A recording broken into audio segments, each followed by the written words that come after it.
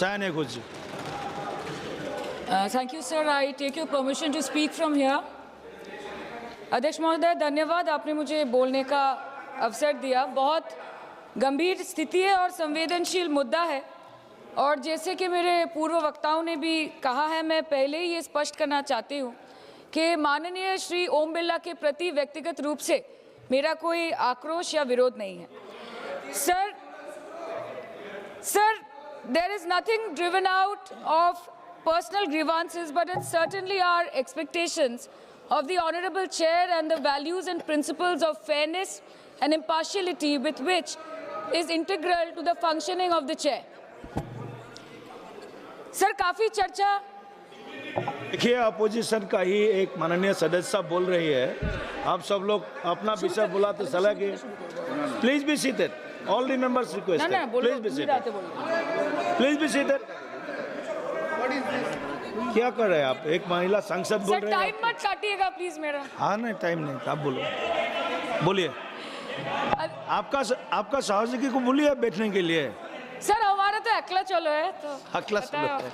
अच्छा, ये भी ठीक है। अध्यक्ष महोदय, धन्यवाद, आपने मुझे बोलने का मौका दिया। और बहुत गंभीर स्थिति है, संवेदनशील मुद्दा है, और जैसे कि पिछले प्रवक्ताओं ने भी बोला है, मैं पहले से ये स्पष्ट करना चाहती हूँ कि व्यक्तिगत तौर से श्री ओम बिरला जी के प्रति मेरा कोई आक्रोश या कोई विरोध नहीं है। Sir, there is nothing which is driven out of personal grievance, but it's certainly our expectations of the honourable chair and the values and principles of fairness and impartiality with which it should be integral to its functioning. Sir, काफ़ी चर्चा already हो चुकी है, so now let us cut the long story short and come straight to the point. The problem, Speaker, sir, is that there is hardly any democracy left in this country, be it social, be it religious, be it electoral, be it political, or be it parliamentary. Or should I say that it is practiced only when it is most convenient to the ruling party. Sir, 2014 के पहले सदन कैसे चलता था उस पर मुझे ज़्यादा ज्ञान नहीं है, क्योंकि मैं तब वहाँ थी नहीं। But in the past 2 years, I have seen ideologies being sidelined, opinions being crushed, and voices of the opposition being throttled in broad daylight in this country and within the four walls of this August House. हम दूसरों के हक के लिए क्या लड़े sir, जबकि विपक्ष के सांसदों को खुद अपने हक के लिए सदन में लड़ना पड़ रहा है। पिछले 7 सालों से आपने डेप्यूटी स्पीकर का पोस्ट खाली रखा, क्यों? क्योंकि आप नहीं चाहते कि इस तरफ से कोई उठकर उस चेयर में बैठे। Sir, there is no scope for a healthy discussion और अ डिबेट। एक साल में कितनी बार ये संसद मिलती है? The number of sittings have been reduced drastically. 2009 से 2014 के बीच 15th लोकसभा में 356 दिन ये हाउस चली, सालाना 61 दिन, और 2019 से 2024 के बीच 5 साल में सिर्फ 274 दिन, average 55 days yearly, making it the shortest full term Lok Sabha since 1952। 2025 के मॉनसून सत्र में निर्धारित 120 घंटों में सिर्फ 37 घंटे लोकसभा और सिर्फ 41 घंटे राज्यसभा की कार्रवाई चली। 2025 में टीएमसी के राज्यसभा के माननीय सांसद श्री डेरेक ओब्रायन जी ने प्राइवेट मेंबर्स बिल के माध्यम से ये प्रपोज किया कि एटलीस्ट सालाना 100 दिन ये सदन बैठे। सर, ये सिर्फ विपक्ष का, हमारा प्रेरोगेटिव नहीं हो सकता, ये ट्रेजरी बेंच का भी प्रेरोगेटिव होना चाहिए और इस माननीय चेयर का भी प्रेरोगेटिव होना चाहिए। सर, पार्लियामेंट चलाने में हर मिनट 2.5 लाख रुपए खर्च होते हैं, हर मिनट 2.5 लाख रुपए खर्च होते हैं। 2014 से लेकर 2024 के शीतकालीन सत्र तक कुल मिला के 2200 मिनट, 92 दिन और 3,300 करोड़ रुपए का लॉस हुआ। क्यों? क्योंकि आप नहीं चाहते थे कि महत्वपूर्ण विषयों पर चर्चा हो। अध्यक्ष जी, ये चेयर का काम है निश्चित करना कि ये सदन चले, ये विपक्ष का काम है सवाल उठाना, और ये सत्ता पक्ष का काम है कि वो हर सवाल का जवाब हर उस इंसान को दे जिसके टैक्स के पैसे से ये सदन चलता है।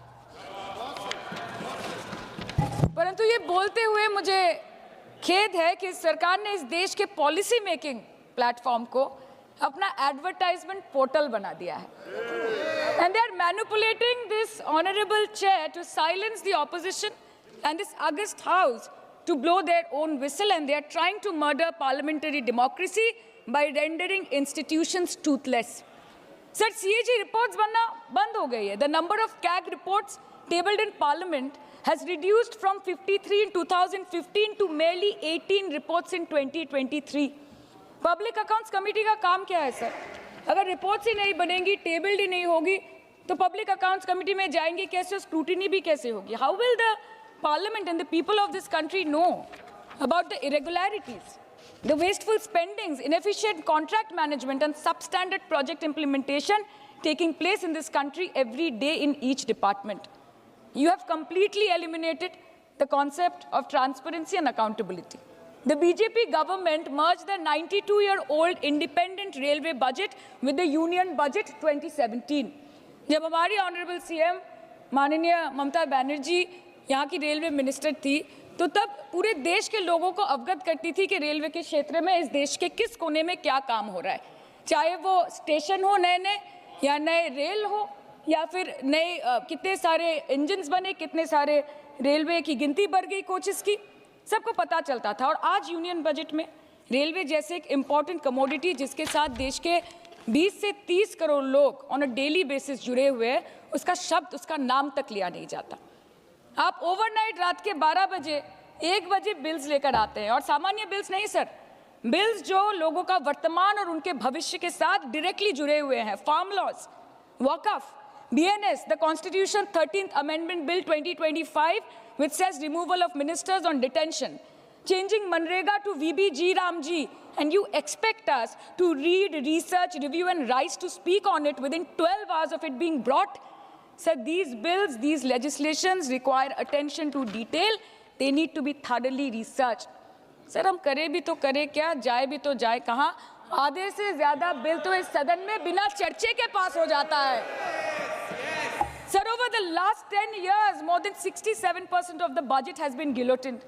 Between 2019 and 23, about 18% of the union budget was voted out on without discussion. In 2023, the entire union budget, and in 24-25, 89% of the budget was passed without discussion. एक साल चुप बैठने के बाद ऑपोजिशन के दबाव में आकर आप मणिपुर पे चर्चा करने पर मजबूर हुए, और किया भी तो कब, रात के 2 बजे जब देश सो रहा था.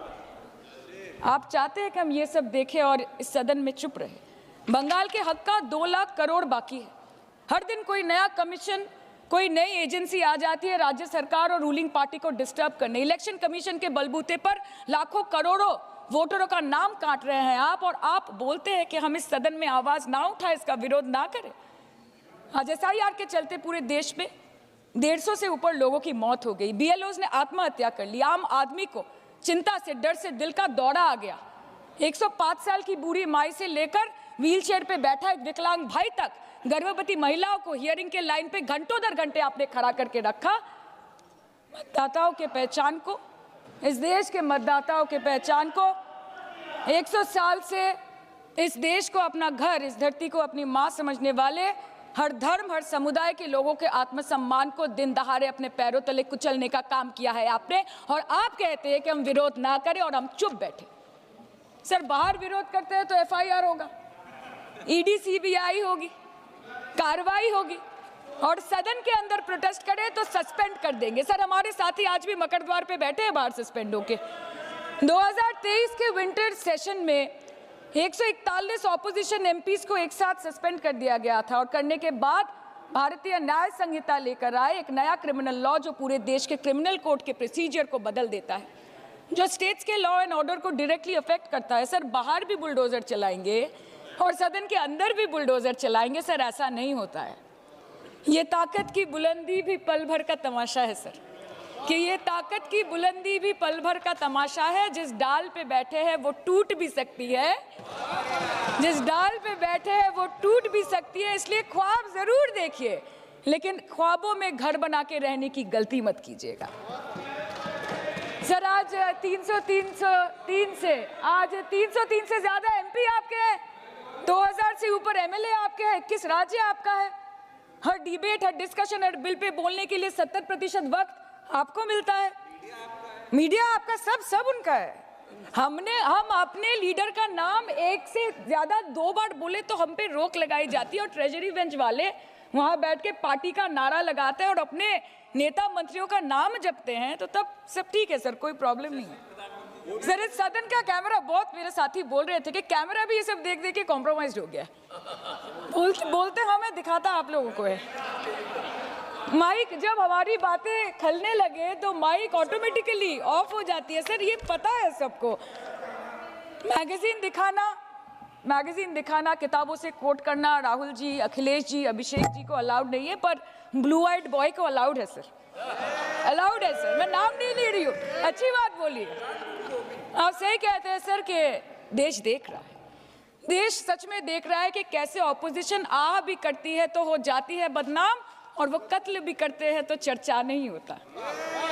और हम मानते हैं कि एलओपी का सलाहकार कोई नहीं है सर, परंतु प्रधानमंत्री जी का सलाहकार बनके उनको सदन में आने से रोक दिया ये कहकर कि महिला सांसदों से उनको खतरा है। सर आपने तो हमको देशवासियों के सामने आतंकवादी बना दिया, और जबकि असली आतंकवादी इस देश में साइकिल चला के घुस जाते हैं और पैदल वापस चले जाते हैं, आप उनको रोक नहीं पाते। भारत पे चीन का आग्रासन आप रोक नहीं पाते। भारत किससे तेल खरीदेगा, कितने दिनों के अंदर खरीदेगा, किससे दोस्ती निभाएगा, किससे दुश्मनी बरकरार रखेगा, कोई और देश का राष्ट्रपति हमें ट्विटर पे आके लेक्चर देता है, इंस्ट्रक्शन देता है, आप उसको रोक नहीं सकते। और सदन में हम सांसदों को रोक के you feed on your ego. Sir कृपया इतना भरोसा रखिए कि लड़ाई नीतियों की है, विचारों की है, आपके और हमारे परिवारों की नहीं, इस देश के लोगों के अधिकार की है। हाँ लड़ते हैं हम आपसे, हम लड़ते हैं आपसे, संविधान हाथ में लेके लड़ते हैं, हाथ में हमारे तलवार नहीं है सर। और सर ये देश के लोग समझ गए हैं कि आपको महत्वपूर्ण विषयों पर बात नहीं करनी है, महत्वपूर्ण विषयों पर बात नहीं करनी है सर, के ऊपर चर्चा चल रहा है सर, पार्लियामेंट्री प्रोसीजर कभी सर, मुद्दे पर भी आना कीजिए, चर्चा नहीं मुद्दे पर आइए, ठीक है। बेरोजगारी पे चर्चा नहीं करनी है, हाँ जी, शिक्षा पे नहीं करनी है, स्वास्थ्य पे नहीं करनी है, बजट पे नहीं करनी है, प्रदूषण, एसआईआर, डिफेंस, विदेश नीति, नेशनल सिक्योरिटी पे नहीं करनी है, एप्स्टीन फाइल्स पे नहीं करनी है। मुद्दा है स्पीकर्स का रिमूवल, उसके ऊपर बोलिएगा। के सिर्फ वाह मोदी जी वाह करना है सर, कीजिए, पर आपसे विनती इतनी है कि डेमोक्रेसी को बचाइए और कृपया इस सदन को किसी पार्टी ऑफिस मत बनने दीजिए सर, यही दरख्वास्त है। क्योंकि ये सदन जैसे हमारे आदरणीय प्रधानमंत्री के लिए मंदिर है, वैसे हमारे लिए भी मंदिर है, और गणतंत्र हमारी पूजा है, संविधान हमारी गीता है। और इस मंदिर में बैठ के अगर कोई झूठ बोले और गीता पे हाथ रखे, कोई अन्याय करे, तो sir all India Trinamool Congress जो इस देश की 3rd लार्जेस्ट ऑपोजिशन है, that will surely not pander or surrender to your step motherly or should I say step fatherly attitude। अंत में अध्यक्ष महोदय मैं पुनः ये कहना चाहती हूँ कि ओम बिरला सर से व्यक्तिगत रूप से मुझे कोई भी विरोध नहीं है, और मुझे ये बुरा लग रहा है कहते हुए कि मैं पहली बार की सांसद हूँ और मेरे पहले टर्म में उनके विरोध में मुझे ये अविश्वास और अनास्था प्रस्ताव लाना पड़ रहा है। मैं चाहती हूँ कि उनकी चेहरे की हंसी सदैव बरकरार रहे, और इसी संदर्भ में मैं एक शेर कह के अपनी बात खत्म करना चाहती हूँ कि तू लाख बेवफा है मगर सर उठा के चल, कि तू लाख बेवफा है मगर सर उठा के चल, दिल रो पड़ेगा तुझे पशेमान देखकर। Thank you so much. Thank you. Honourable members E.T. Mohammad.